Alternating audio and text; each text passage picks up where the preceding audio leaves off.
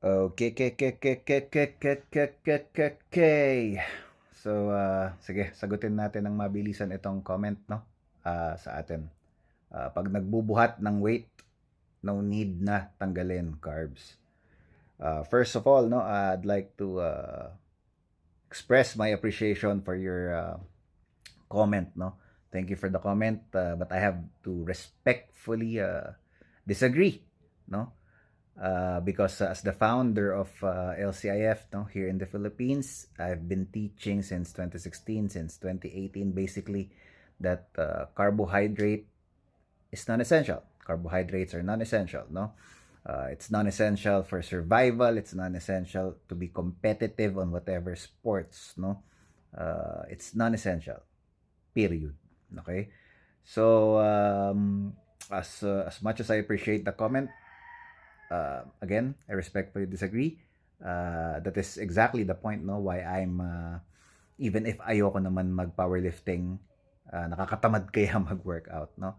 Even if ayoko mag-powerlifting, that's the point, no?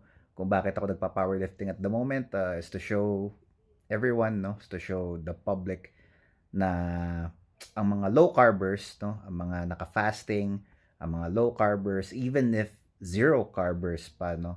Eh, may lakas if they want to, no?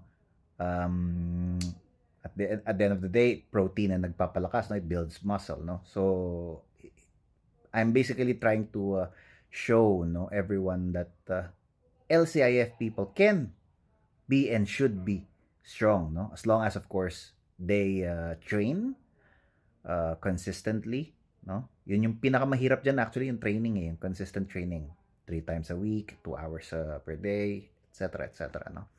Again, thank you for the comment, but again, no, I respectfully disagree.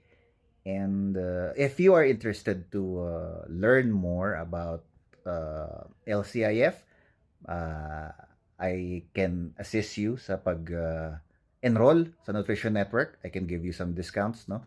Kung gusto mo matuto, no, about LCIF. For now, thank you again for the comment and see you around.